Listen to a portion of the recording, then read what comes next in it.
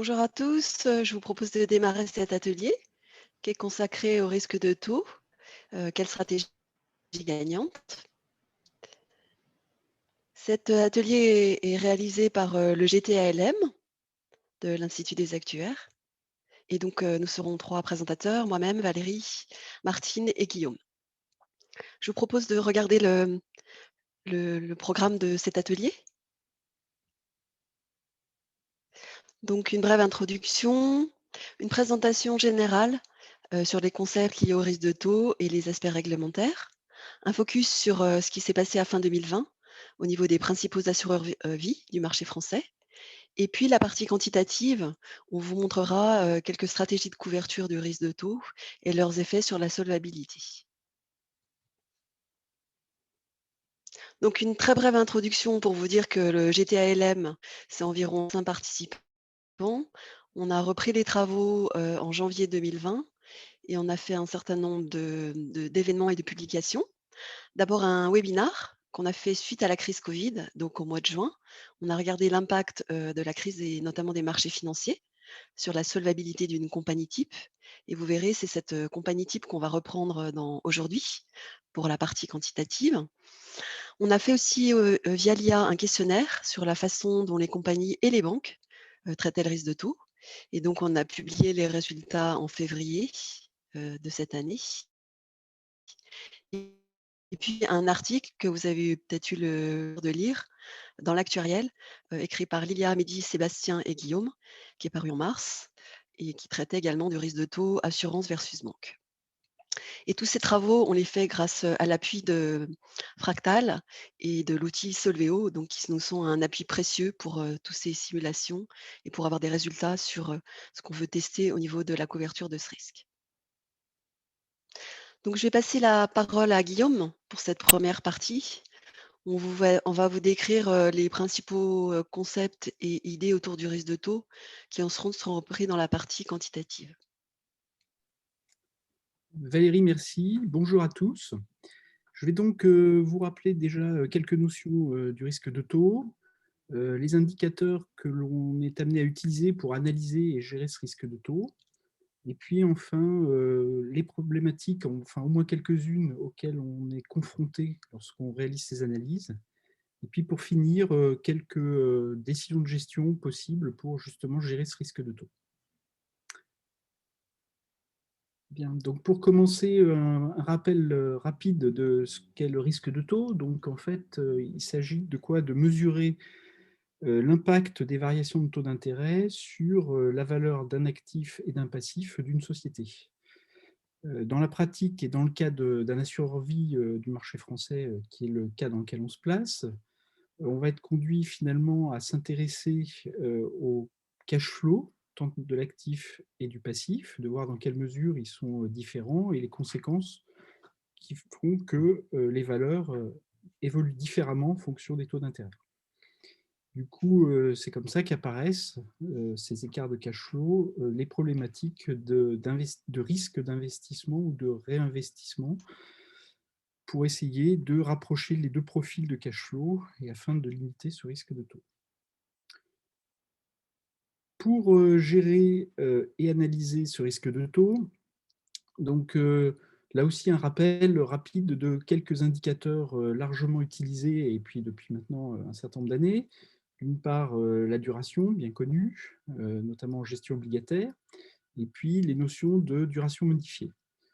Alors ces indicateurs ont des limites qui sont aussi, je pense, assez connues maintenant. D'une part, la duration, par exemple, est bien adaptée à des actifs à taux fixe et pour lesquels les cash flows sont connus de manière certaine. Enfin, c'est un indicateur qui mesure des variations euh, linéaires par rapport aux variations de taux. Et puis enfin, c'est qu'il est calculé en ne retenant que des translations de la courbe, donc sans autre type de déformation. Pour en fait réaliser les études, on a recours à une version qui est en fait une évolution de ces deux indicateurs précédemment rappelés, qui est ce qu'on va appeler la sensibilité, qui va consister donc à calculer la valeur tant à l'actif que du passif de ces variations de valeur lorsque on fera translater la courbe d'un certain nombre de points de base. Donc là, on retrouve les mêmes limites que pour les deux indicateurs précédemment présentés, c'est-à-dire qu'on est sur un indicateur qui mesure des variations linéaires des valeurs, tant à l'actif qu'au passif. Et puis, on a également la limite que les évaluations sont faites pour des translations parallèles de la courbe des taux.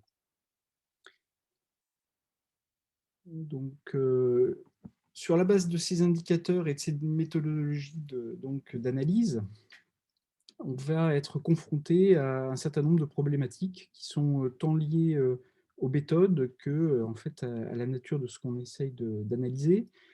Donc, par exemple, au passif, ce qu'on peut indiquer, c'est que d'une part, en fonction de l'environnement dans lequel on va se placer, on aura certains éléments à prendre en compte ou non.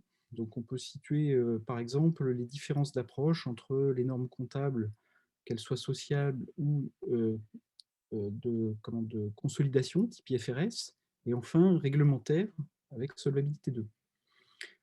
Ensuite, toujours sur le passif, compte tenu des cadres dans lesquels on se positionne, on peut être amené à faire des calculs déterministes ou probabilistes, type calcul stochastique, qui conduisent à faire des choix de méthodes spécifiques avec leurs problématiques propres.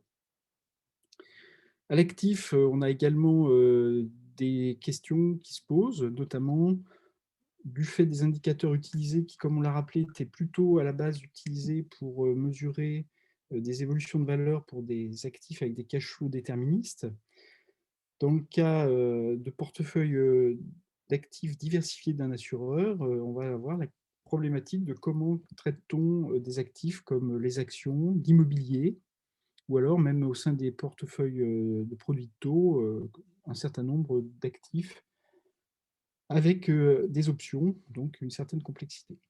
Et puis enfin, on va retrouver également les problématiques liées véritablement à l'approche actif-passif, hein, donc qui va être là où va en fait, se nouer la problématique du risque de taux, qui vont tenir déjà à la typologie de méthodologie utilisée et leur complexité, qui font que généralement on observera un décalage entre la date à laquelle on mène le calcul et la date à laquelle on dispose des résultats, et qui font qu'on est amené après à prendre des décisions de gestion, souvent dans des environnements qui peuvent avoir évolué.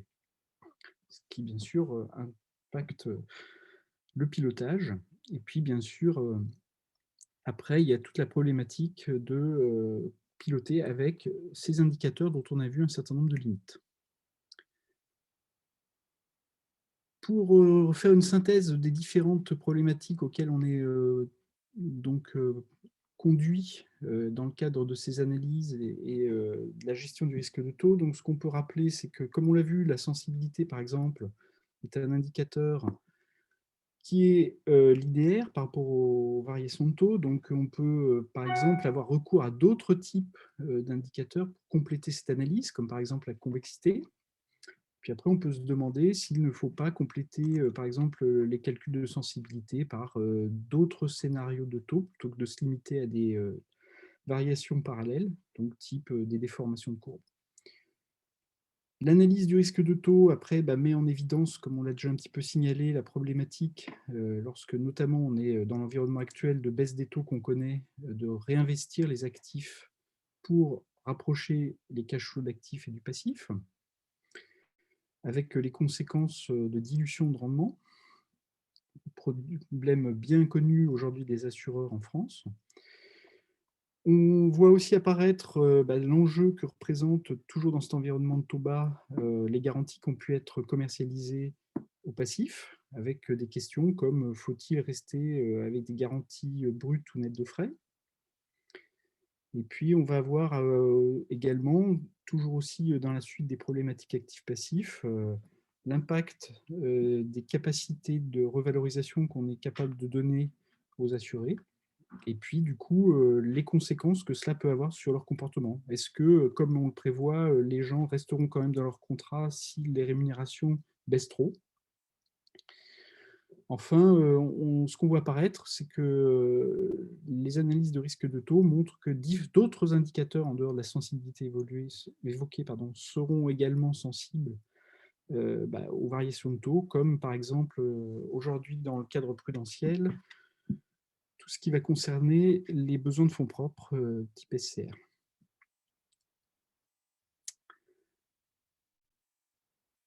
Pour continuer cette présentation, dans le cadre de notre groupe de travail, en fait, on s'est focalisé sur l'univers Solvabilité 2, qui est celui, bien sûr, qui aujourd'hui, disons, concentre l'attention bien souvent des assureurs vie en France. Et c'est sur ce thème-là qu'on a pas mal échangé sur justement les problématiques que chacun connaît de son côté. Donc, pour un rappel rapide, c'est que Solvabilité 2 nous a conduit à se placer dans une approche en juste valeur tant à l'actif qu'au passif, que cette démarche, notamment pour ce qui est du passif, nous conduit à identifier la valeur des garanties qui sont gérées au passif et aussi à mettre en évidence le coût des options données, comme le fait d'avoir à tout moment la possibilité de racheter son épargne avec une valeur garantie. Donc, pour un rappel rapide de l'enchaînement des mécanismes liés à ces méthodologies, c'est que donc on fait une évaluation du passif sur la base d'une courbe des taux connue à un instant donné, que l'on est conduit à projeter des rendements de l'actif qui vont en fait déterminer à la fois les niveaux de revalorisation qu'on pourra donner dans le futur aux assurés, mais aussi être utilisés pour actualiser les cash flows et finalement aboutir à une valeur de ce passif. Et bien entendu, dans l'environnement actuel qu'on connaît de taux bas, voire négatifs, cela conduit à constater que, en résultat, une fois qu'on a rémunéré les assurés, la marge de l'assureur se trouve sous pression, ce qui, bien sûr, finit par impacter les fonds propres à travers l'actualisation de ces marges futures. Pour finir donc cette introduction, sur la base de ces analyses, en fait, on arrive à quelques, disons, diagnostics et possibilités d'action pour justement gérer cette problématique de pression sur les fonds propres. Donc, d'une part, il y a ce qu'on peut faire à l'actif, donc comme on l'a déjà un petit peu évoqué, en rallongeant ou en raccourcissant suivant la situation dans laquelle on se trouve et des anticipations qu'on a aussi sur l'évolution des taux, les portefeuilles investis en produits de taux et en obligations notamment. On peut également compléter les décisions de gestion d'actifs par des opérations d'achat ou de vente à terme ou bien l'utilisation de dérivés, type les caps, les swaptions.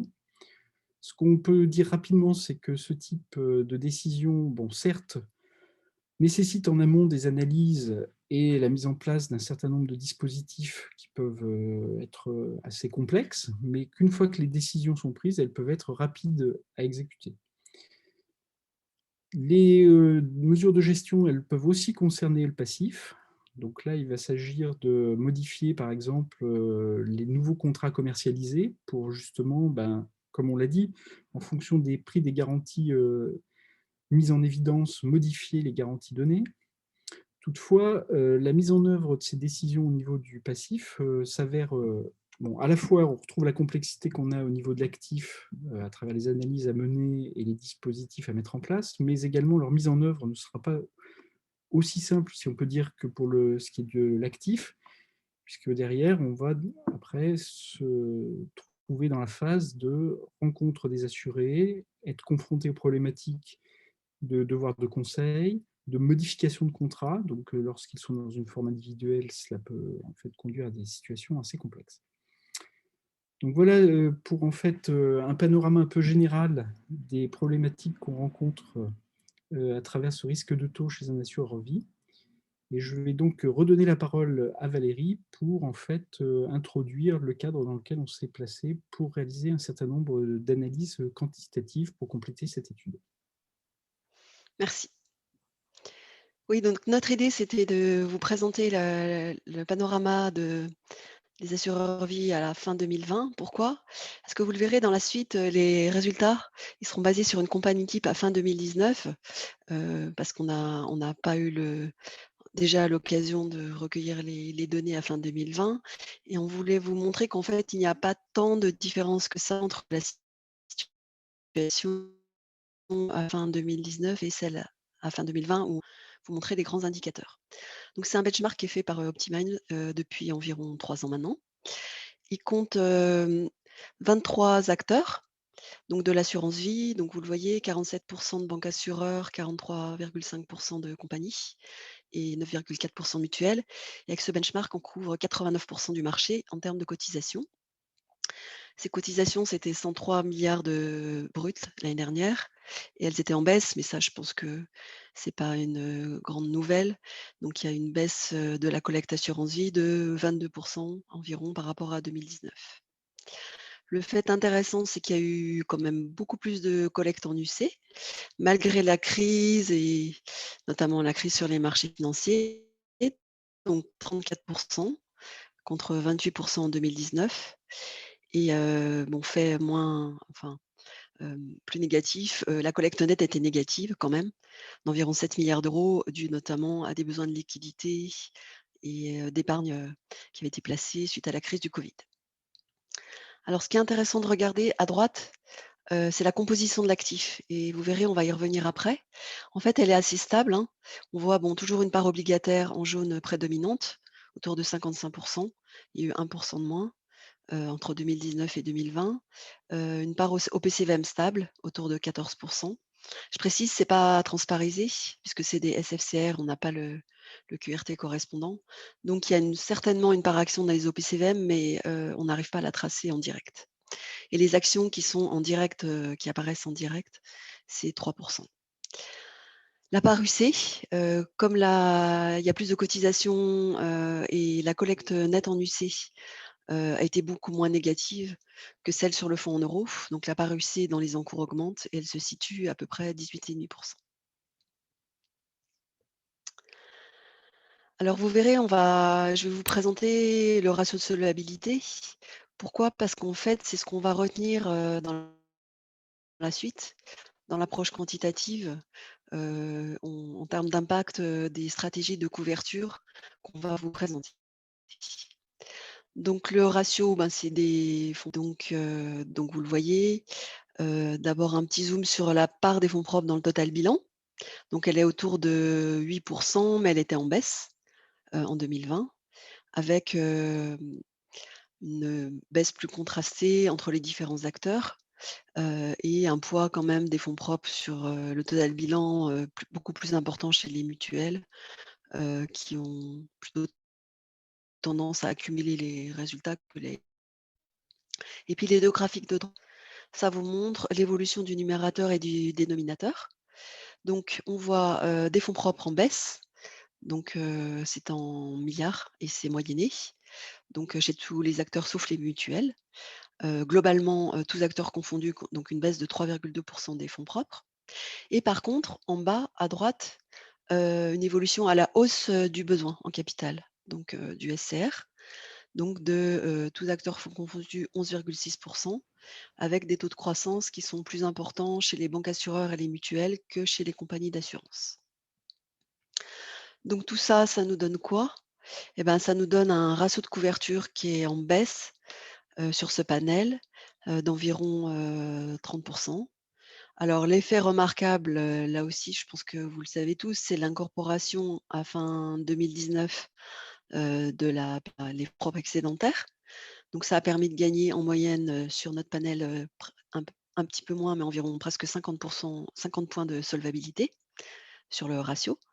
Et puis il est en baisse, donc il rebaisse de 30 points cette année.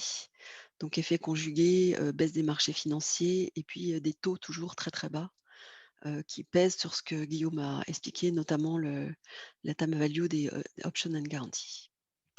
Donc la baisse, elle est plus importante chez les banques assureurs, vous le voyez, moins 14 que chez les compagnies d'assurance et chez les mutuelles. Et puis à droite, pour terminer cette présentation rapide, l'évolution de la part, de l'APB justement, dans les fonds propres excédentaires. C'était une méthode forfaitaire à fin 2019, donc environ 70 et une méthode à appliquer, un petit peu plus complexe en 2020, mais qui a permis, chez tous les acteurs, d'augmenter cette part de PB dans les fonds propres, qui a contribué entre autres à amortir, la baisse, du ratio de couverture. Donc ce panorama étant dressé, donc je laisse la parole à Martine pour la partie, stratégie de couverture. Oui, bonjour tout le monde. Suite à la présentation des concepts et la mise en place de la situation des marchés. Et maintenant, on va présenter les résultats d'un ensemble d'études qu'on a menées au sein de GTALM. Et en fait, on va vous présenter déjà les portefeuilles qu'on a utilisés pour faire l'étude. On l'avait déjà présenté, alors je vais aller très très vite dans la présentation, on l'avait déjà présenté pour l'étude qu'on avait fait par rapport à la crise Covid.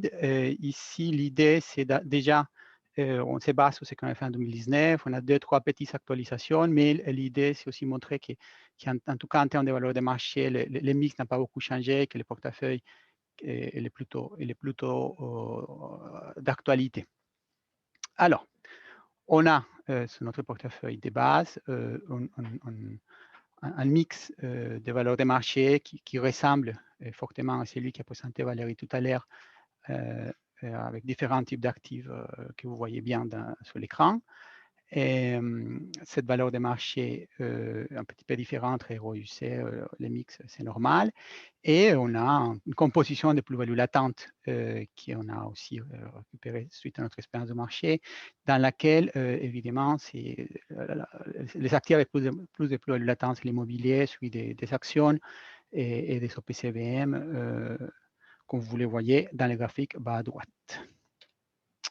Pour notre portefeuille, on a créé tout un ensemble de titres obligataires pour essayer de reproduire une matrice avec différents types de signatures, des boquettes de maturité et des taux de rendement selon les différentes dates possibles d'achat de titres, et pour avoir un portefeuille qui ressemble le plus possible à un assureur. Et cette partie est très importante parce que précisément comme on va jouer avec les risques de taux, c'est très important partir d'une composition obligataire qui ressemble à la composition d'un assureur aujourd'hui. Notre portefeuille, l'idée, c'est qu'il ressemble le plus possible au marché français. Évidemment, il n'est pas égal à aucun assureur français. C'est un portefeuille à peu près au milieu, qui ressemble à tous, mais qui est particulier. Et en conséquence, les résultats sont propres à ce portefeuille, ne sont pas forcément identiques à celles de tout le monde. Voilà. En termes de passifs, notre portefeuille a une partie capitaux propres, c'est-à-dire de capitalisation, PPV, en mix et ROUC, comme vous voyez sous l'écran. Je ne vais pas entrer trop dans les détails. Et on a mis plusieurs contrats de passifs avec différentes générations d'achats. Dans chaque fois, on suppose que l'assuré qui achète à peu près en moyenne 45 années à la souscription, on a mis des sommes. Bon, c'est juste, il fallait mettre une hypothèse. Et la différence, surtout, ça c'est le plus important, on a différents TMG avec des contrats plus anciens et plus récents, et qui vont nous permettre d'avoir cette garantie qui va être très, très importante pour la partie qui suit. En termes de modélisation des rachats, on utilise la loi des ONC et voilà, un taux de chargement sur un coût de 0,65 et des frais de gestion de 30 points de base. Voilà, ça c'est les points de départ en termes de portefeuille qu'on va utiliser pour faire nos études à continuation. Aussi, on a regardé un petit peu l'évolution entre 2019 et 2020 des actifs. Alors, de notre côté, on a trouvé que le mix d'EVM aussi n'a pas beaucoup changé. On constate un petit peu moins d'OPCVM monétaires et un petit peu plus d'obligations OPCVM diversifiées, mais ça reste des pourcentages très, très faibles. C'est vraiment un mix qui reste très semblable, et malgré les gros mouvements de marché qu'on a vus pendant les passages de la fin 2019 à 2020, on atterrit dans un endroit qui semble assez semblable. Et en termes des unités de compte, c'est pareil, on voit que ça n'a pas beaucoup changé. On a juste un peu plus d'informations par rapport aux OPCVM, au lieu d'avoir en fait un petit peu moins de diversifié, et on voit un peu plus en détail qu'il y a de l'OPCVM immobilier ou de l'action.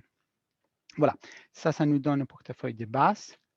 Et on a regardé la règle pour simuler les taux de marché. il semble continuer à fonctionner bien en 2020. Elle est juste une moyenne mobile d'un taux 10 ans, une moyenne mobile à 8 ans d'un taux 10 ans, avec les coefficients qui vont bien. Voilà, ça c'est juste une petite introduction pour savoir sur quel portefeuille on a travaillé, mais peut-être ce qui est le plus intéressant, qu'on verra en continuation, ce sont les études qu'on a fait au sein du GTA-LM sur les sensibilités des taux. Et il y en a 4 études. Alors, je voulais juste vous présenter au global quelles sont les 4 études, après on entrera dans les détails. La première étude, il consiste à regarder 2 compagnies d'assurance. Chaque compagnie d'assurance est notre portefeuille type, sauf que il y a une de deux qui a depuis longtemps eu un investissement sous des obligations un peu plus longues et en conséquence, lié à la baisse des taux, aujourd'hui, il a plus de plus-value latente. Alors l'idée, c'est comparer les 2 compagnies, une qui a une duration plus longue que l'autre. Tous les deux ont une duration active plus courte que la duration passive, mais celle qui a la duration plus longue, et l'écart entre la duration active et passive sont plus proches. Vous voyez, là, je suis vraiment en train d'utiliser les terminologies que Guillaume nous a présentées. C'est très important dans notre analyse. Et on verra les conséquences de celle-là. C'est la première étude. Dans l'étude 2, 3 et 4, on part d'une seule compagnie, et cette compagnie-là, elle va mettre en place de ces stratégies pour essayer de se défendre de mouvements des taux. La première stratégie, c'est d'acheter un dérivé des taux. Elle va acheter un floor. La raison pour laquelle on a choisi un floor, c'est parce que quand on a fait un essai de cette compagnie-là, on a vu que c'était les chocs à la baisse qui les faisaient plus de mal. Alors, elle va se défendre vers la baisse, mais on aurait pu en prendre un cap ou un autre type de dérivé. Et c'est juste illustratif des choses qu'on peut faire. Et la troisième étude, l'idée, c'est que la compagnie, elle souhaite allonger sa duration. Alors, en lieu de vendre et acheter très, très vite, ce qui peut générer des mouvements de réserve de capi ou qui peut être difficile dans la pratique, ce qu'on va faire, c'est qu'on va se donner 300. Alors, on a 300 de l'année de projection jusqu'au moment dans lequel on va commencer à faire notre calcul stochastique, dans lequel on va suivre une stratégie. Pendant ces 300, on suppose que le marché reste comme il est. Ça veut dire que les taux, ils ne montent pas, ils ne descendent pas, ils restent à leur niveau et les différents indicateurs de marché sont plutôt stables, ils sont comme ils sont. Et pendant ces 300, il va acheter des obligations plus longues. Il va réinvestir sur les flux qu'il reçoit sur son cash disponible et sur ses obligations plus longues. Et après, on va faire les calculs. C'est 300 pour mettre en place la stratégie. D'une façon semblable, dans l'étude numéro 4, on fait la même chose. On se laisse 300 pour mettre en place la stratégie. Mais dans l'étude numéro 4, ce qu'on va faire, c'est que c'est les nouvelles affaires qu'elle va produire. Ils vont avoir une garantie brute. Dans le cas des basses, on voit toujours une comparaison entre basse et stratégie. Dans les cas des basses, elle va vendre une stratégie nette. Et dans l'étude, on va comparer vendre net contre vendre brut, mais sous des nouvelles affaires. Voilà les 4 études, pardon, qu'on va vous présenter. On va les montrer. Juste, je profite, si vous avez des questions, vous pouvez commencer à les envoyer sur les chats. À la fin, on va répondre aux questions que vous pouvez poser. Alors, première étude. Et très vite, sous les graphes que vous voyez là, on compare les mix obligataires de la compagnie type, qui est en bleu. Il y a surtout des titres qui sont entre 1 et 7 ans et un petit peu moins plus longs. Et la compagnie duration allongée qui est orange, elle va avoir, on a juste augmenté la quantité de titres qui sont plus longues. Et on a aussi augmenté la plus-value latente parce qu'on a fait l'hypothèse que c'est lié à un investissement dans les temps. Et comme les taux ils sont descendus, elle a pu garder plus de plus-value latente. Alors, donner cette comparaison de 2 compagnies, et on voit déjà que la compagnie qui a la duration plus longue, il va être plus sensible au mouvement des taux. On a fait des sensibilités très standards quelque part. Je prends la courbe des taux, je la lève 100 points base, je la descends 100 points base, je l'augmente 200 points base, et j'en vois qu'est-ce qu'il passe avec la valeur de marché. Et effectivement, une compagnie qui a une duration plus longue, elle est plus sensible au mouvement des taux. En tout cas, chez ces actifs, alors ces actifs vont réagir de façon plus forte en termes de valeur de marché. C'est ce qu'on voit avec l'orange, qui réagit de façon plus forte au mouvement des marchés. Par contre, côté passif, il aura aussi des réactions. ce mouvement parallèle. Et l'effet que les gaps de duration entre actif et passif soient plus petits a des impacts, et c'est ce qu'on voit dans cette slide-là. Dans cette slide-là, et peut-être que c'est le plus important de première étude, et on voit un ratio NAV sur SR de la compagnie, dans lequel on voit que la compagnie de duration allongée, quand on bouge la courbe de taux vers les hauts et vers les bas, elle est moins sensible. Quand le taux descend, elle va avoir un impact plus faible, mais aussi quand les taux montent, elle va avoir un impact plus faible. Quelque part, les effets d'actifs, les effets de passifs vont mieux se compenser et les mieux immunisés au mouvement de la courbe de taux, ce qui est complètement cohérent avec ce que Guillaume nous a présenté tout à l'heure. Et là, effectivement, comme on disait tout à l'heure, actif, il a des réactions, mais passif aussi. Côté rachat conjoncturel, la compagnie qui a la duration plus longue a des réactions plus fortes qui vont se compenser au mouvement des marchés, c'est ce qu'on disait tout à l'heure. Martine, je vais faire le modérateur avec les questions au fil de l'eau, si tu veux. Oui, très bien. On a une question sur le garantie brut K4, mais je réponds, on va y revenir après, puisque tu vas présenter le K4. Et là, il y a un taux sont pas pour le scénario de baisse comme S2, point d'interrogation. La question, c'est est-ce que les taux sont florés? Les taux ne sont pas florés pour le scénario de baisse. En fait, là, on fait 100 points base vers la baisse, et c'est tout. On n'est pas... En fait, pour les calculs d'SR, effectivement, on respecte la réglementation. On va faire exactement ce qui est demandé dans les CR. Par contre, la courbe des taux qu'on va entrer pour l'étude n'est pas florée. Merci. Voilà. Alors, on va passer aux deuxième étude. Dans la deuxième étude, on a mis en place un dérivé. Il y en a plein de dérivés qui sont possibles de mettre en place, floor, cap, swaption, et même des compositions avec des tunnels. Bon, on a présenté un pour montrer qu'est-ce que ça pourrait donner. On a mis un floor vers la baisse, un strike à 30 points de base, et avec une durée de 10 ans. Et on a regardé qu'est-ce que ça faisait. Alors, déjà, quand on va inclure cette floor-là, il faut avoir en tête qu'acheter cette garantie, ça coûte quelque chose. Alors, il y a une prime qu'il faut payer et on ne voulait pas que cette prime-là ne soit pas prise en compte. C'est important que la prime soit prise en compte dans l'étude parce qu'il y a un coût qui est payé dans tout scénario possible, qui va affecter les résultats de tous les scénarios, pour une protection qui va affecter les résultats de quelques scénarios. Alors, il y a un coût, on l'a fait 1er janvier, alors il est inclus dans notre résultat. Et après, toutes les protections vont arriver dans les années suivantes. Et ça nous amène à ce qu'on voit ici à droite.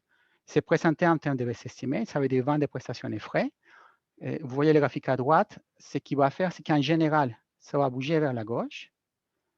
Et, en fait, pardon, les choses qui font plus de mal, ils vont être protégées, mais en général, la prime, elle va avoir un effet global. Et cet effet, tous les deux combinés, c'est qu'on a trouvé dans notre étude, encore une fois, ça dépend du portefeuille et de la dérivée qu'on a mis en place, c'est que la NAV n'a changé beaucoup, c'est le graphique en bleu en bas, mais que la couverture, précisément, protégeait surtout pour les CR. Il allait faire diminuer les CR et ça impliquait une augmentation des ratios qui, dans ce cas-là, il est assez faible, c'est à peu près 2 ou 3% des ratios. En tout cas, on voit qu'il y a un effet, mais il est modéré. Alors ça, c'est une première façon de faire une stratégie. On n'a pas eu le temps de s'amuser à essayer de tester différents types de strikes, différents types de maturité pour aller chercher vraiment là les produits qui va optimiser cette stratégie. Mais ce que je voulais surtout signaler, c'est qu'il y a deux mouvements, prime contre protection, une qui affecte tous les scénarios, une qui affecte quelques scénarios. Ça va changer la distribution devant les prestations et ça peut avoir des effets un peu compensés dans l'étude. Ça, c'est le deuxième type de stratégie. Et la troisième type de stratégie, là, jusqu'à la fin de la première stratégie, on l'a fait avec un calcul instantané tout au début. Maintenant, pour les troisième études et les quatrième études qui restent encore à présenter, on fait d'abord 300 de projections pour mettre en place les stratégies, et après, on calcule un SR. Alors, dans cette troisième étude, l'objectif, c'est allonger sous la base des flux qui arrivent au fur et à mesure pendant les 3 années qu'on est en train d'étudier, la durée du portefeuille de l'assureur. Une fois on dit allonger, on va acheter des obligations. La question, c'est quel type d'obligation. Alors, on a d'abord dit, bon, on va acheter exactement les mêmes mix en termes de rating et Goovis et corporate que dans notre situation initiale. On a vu les résultats que ça donnait. Et après, on a dit, bon, qu'est-ce qu'il passe si on achète plutôt des obligations qui sont d'un très, très bon rating. Évidemment, quand on commence à faire ça, on peut dégrader on va dégrader la production financière. Alors, on reste un peu dans un cas d'étude quand on fait cet achat qui est AAA. Mais c'est intéressant pour voir les conséquences de différents éléments. Et aussi, attention, il ne faut pas penser, quelquefois qu'on fait cette sorte de présentation, on a l'impression que tout est solvadé. Non, non, pas tout est solvadé. Attention au rendement. Hein. Alors, regardons les 3 cas. Alors, j'ai un cas de base, on commence à 326 de ratio. Si on réinvestit qu'en long, on voit que les ratios diminuent. On va regarder les détails pourquoi. Et après, si on fait AAA, ça augmente. Et les détails pourquoi sont à droite. La raison, c'est qu'effectivement, en investissant plus long et en ayant un gap de duration qui s'est réduit, les chocs de taux d'intérêt va diminuer. Mais comme on a un portefeuille qui est plus long, les chocs de spread il va augmenter. On a plus de risques de crédit et une diminution choc des taux d'intérêt, augmentation des chocs de spread. Bon, ça, à la fin, dans notre cas, ça fait plus de mal les chocs de spread, mais un et l'autre, il y a aussi une compensation avec laquelle il faut faire attention.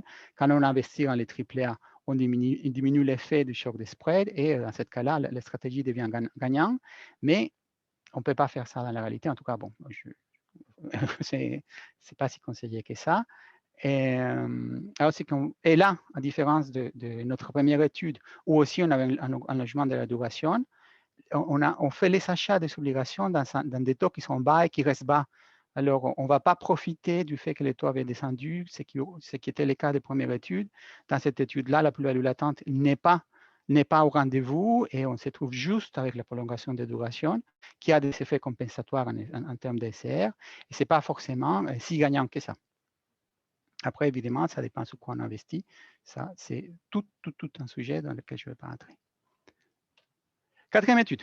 Alors, les quatrième étude, on va s'intéresser plutôt aux nouvelles affaires.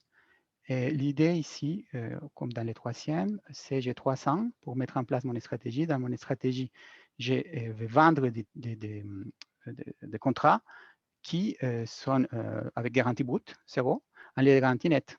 Dans les garanties nettes, j'ai un TMG à 0,65, mais les chargements sur un cours à 0,65, ça s'annule. Dans la garantie brute, j'ai un TMG à 0, mais les chargements sur un cours à 0,65. Alors, il y a une diminution de la garantie d'une façon implicite. Et, on n'a pas pris en compte l'effet, je ne sais pas si c'est vrai, mais en tout cas, c'est une réflexion, qu'en vendant une garantie moins forte, je vendrai moins de contrats. On a vendu dans les 2 cas sur une hypothèse de 8,5 de la PMI initiale. C'est une hypothèse. Et ce qu'on obtient quand on compare ces 2 choses-là, c'est qu'effectivement, quand on arrive à diminuer la garantie parce qu'on vend une garantie plus faible, effectivement, les ratios vont augmenter. Une augmentation de 26%, c'est assez fort, en tout cas comparé à les autres stratégies présentées tout à l'heure. Une NAF qui augmente, un SR qui diminue et une augmentation dans tous les différents sous-modules de SR. Voilà pour les études qu'on a fait au sein de GTALM. Bref récap. D'abord, comparaison des 2 compagnies. Une plus longue avec plus-value latente, une plus courte, et celui qui est plus longue avec plus-value latente et le moins sensible au mouvement des taux. On constate quelques effets de convexité, ça c'est pas très important. C'est intéressant, mais je ne vais pas mentionner. Et après, 3 stratégies sur une compagnie. Première, achat d'un floor dans lequel on voit un impact Solvade. C'est quelque chose qui peut être fait très vite, tout de suite, mais on voit que l'impact était limité sur Solvade. Et 2 autres stratégies qui on prend dans le temps. La première, prolongation des mix obligataires avec un basculement des risques entre taux et spread. Et le deuxième, dans les 300, nouvelles affaires sur trop brut TMG brut dans les TMG net. Voilà. Et dans les deux dernières stratégies, ce qu'il faut peut-être avoir en tête, c'est que c'est une stratégie qui prend du temps à mettre en place parce que les faire sur les stocks, c'est beaucoup plus compliqué. C'est possible, mais c'est beaucoup plus compliqué. Voilà pour la présentation. Je crois que, voilà. Après, il y a des sources pour la construction du portefeuille. Ça, on voulait les voir. Et on va plutôt profiter du temps qui reste pour répondre à des questions. Valérie. Merci Martine. Ouais. Il reste quelques minutes. Ouais. Donc, il y avait une question sur la notion de garantie brute K4. Je ne sais pas si finalement on a bien répondu en exposant le cas. Peut-être tu peux revenir. Ouais. Ou la personne qui a posé la question peut compléter si ce n'était pas clair. Et si vous avez d'autres questions, parce que le timing est vraiment très court à respecter. Et il nous reste 5 minutes. Donc on reste. C'est pas très long, mais... Moi, je crois voilà, que c'est un sujet très actif aujourd'hui, la question de comment on fait pour réduire la garantie. Et on n'a pas, évidemment, il a beaucoup décidé.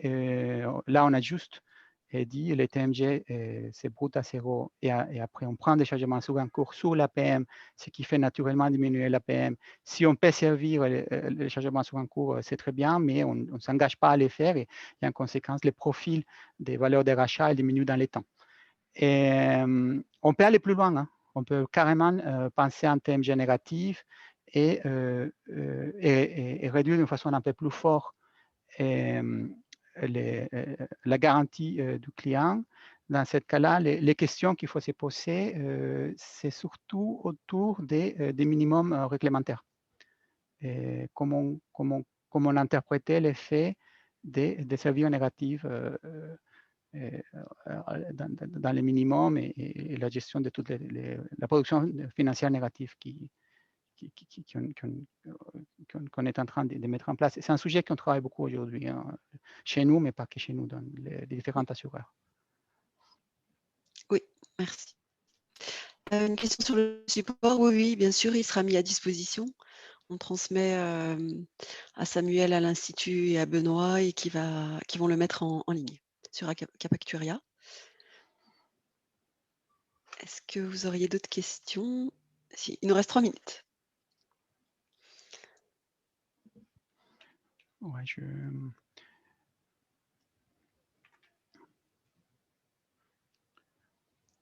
je fais quelques commentaires s'il n'y a pas de questions. Sous l'achat des dérivés, on a constaté plusieurs fois qu'en termes de Solva 2, si on prend en compte la prime, on déforme un petit peu la loi de répartition des best estimate, mais l'impact n'est pas forcément si grand. Par contre, en la réalité, ça peut être très important. Et là encore une fois, il faut sortir de Solva 2. Dans la réalité, quand on a par exemple la chute des marchés qu'on a vu pendant 2020 avec le Covid, avoir une bonne couverture, ça peut être très intéressant. Qu'est-ce qu'on peut dire d'autre? Les choses qu'on a fait, on n'a pas fait, par exemple, on n'a pas voulu faire des changements des structures d'actifs ou des passifs tout de suite. Des difficultés côté actif, c'est tout à fait possible, mais il faut faire attention avec la réserve de capi si on va se mettre à vendre de façon importante des actifs plus courts pour acheter des actifs plus longs. Et ça peut un peu pas favoriser Martine, j'ai une dernière l'opération. question, peut-être en 1 minute. Oui, je te la lis. En plus des impacts sur le SCR, est-ce qu'il y a eu des études sur la VIF, rentabilité, résultats annuels, et notamment pour mesurer les impacts à court terme et moyen terme? Oui. On a, en fait, ce qu'on a regardé, c'est plutôt la NAV, plus que la VIF comme telle, mais bon, la NAV, c'est déjà un bon indicateur. Et par contre, on n'a pas entré dans la partie monde réel comme telle, ce qui est une grosse manque de l'étude. Voilà. On pourra compléter, effectivement. Ouais. Voilà, bon, je crois qu'on... Je crois qu'il est 44. Voilà. Merci beaucoup à tous. On vous souhaite une bonne continuation dans le cadre de Capacturia. Merci pour vos questions, votre attention et bonne fin de journée. Merci à tous. Merci, au revoir. Bonne journée, au revoir. Merci. Au revoir. Au revoir. Merci beaucoup.